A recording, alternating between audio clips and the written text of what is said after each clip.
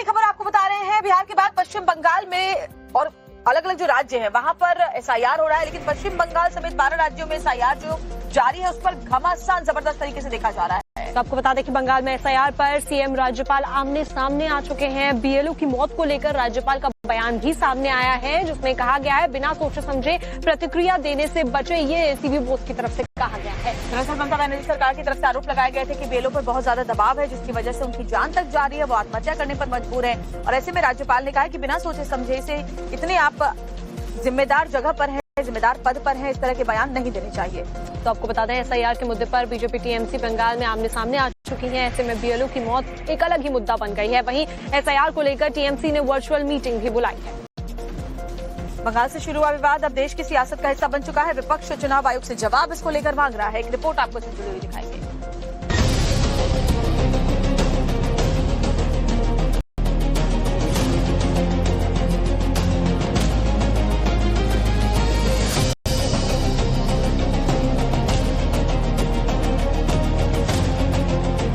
बंगाल की सियासत में एसआईआर का चुनावी तड़का हर दिन कोई नया बवाल खड़ा कर रहा है। घुसपैठ का मुद्दा एक तरफ, लेकिन सूबे में बीएलओ की मौत पर सीएम और राज्यपाल आमने सामने हैं। ममता बनर्जी ने एसआईआर प्रक्रिया को सवालों में खड़ा किया तो राज्यपाल सीवी आनंद बोस ने सीएम के बयान को ही बिना सोचे समझे दी प्रतिक्रिया बता दी। लगे हाथ जांच की मांग कर डाली। वहीं दूसरी तरफ टीएमसी नेता अभिषेक बैनर्जी एसआईआर की प्रोग्रेस को लेकर आज पार्टी के 10,000 कार्यकर्ताओं के साथ वर्चुअल मीटिंग करने वाले हैं। इन सब के बीच झारखंड सरकार में मंत्री इरफान अंसारी का बयान भी विवादों में है। इतना प्रेशर दिया डीएलओ को, बंगाल में डीएलओ मर गया, बोला कि नाम काट किया।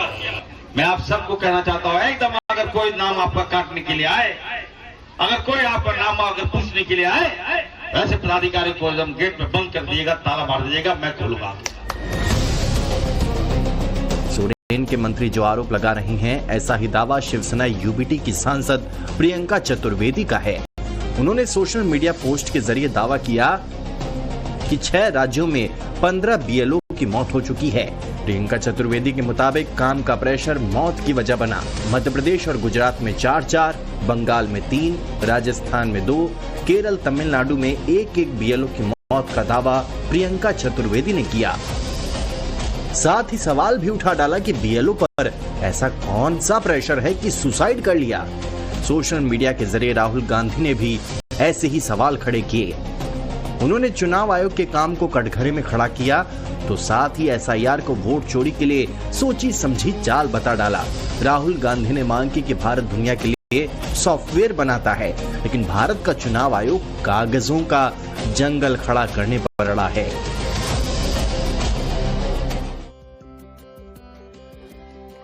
देश में घुसपैठियों का जो मुद्दा है वो सबसे बड़ा है, लेकिन अगर यूपी की सियासत की बात की जाए तो घुसपैठियों के लिए बने डिटेंशन सेंटर भी एक बड़ा मुद्दा बन चुके हैं। दरअसल मुख्यमंत्री योगी आदित्यनाथ ने जो घुसपैठी है उनकी निशानदेही और साथ ही उन्हें डिटेंशन सेंटर भेजने की बात कही है, जिस पर जबरदस्त सियासी घमासान तेज हो गया है। देश भर में घुसपैठ चुनावी मुद्दा बना हुआ है, तो इस बीच यूपी के सीएम योगी आदित्यनाथ ने घुसपैठियों की निशानदेही करने और उन्हें डिटेंशन सेंटर में भेजने के निर्देश दिए हैं। ऐसे में घुसपैठियों को रखने के लिए यूपी में अस्थायी डिटेंशन सेंटर भी बनाए जाएंगे, जिसको लेकर भी अब सियासत शुरू हो गई है। और जो ये डिटेंशन सेंटर की बात हो रही है, लोगों को खौफ पैदा करने के लिए हो रही है, और जो जिस तरह से सरकारी एजेंसीज का इस्तेमाल सरकार अपने हक में कर रही है वो ठीक नहीं है। तो अगर कोई देश का बाहरी व्यक्ति है, घुसपैठिया है, जिससे देश की सुरक्षा को खतरा है, देश के नागरिकों की जो सुविधाएं हैं उस पे उनका डाका पड़ रहा है, तो अगर उनकी गिरफ्तारी होगी तो कहीं न कहीं रखना ही होगा। तो डिटेंशन सेंटर अगर बनाया जा रहा है तो इस पे जो लोग आपत्ति कर रहे हैं कहीं न कहीं वो घुसपैठियों के मददगार हैं। एक तरफ सियासत है तो वहीं दूसरी ओर ऑल इंडिया मुस्लिम ऑर्गेनाइजेशन ने सीएम योगी के फैसले का स्वागत भी किया है।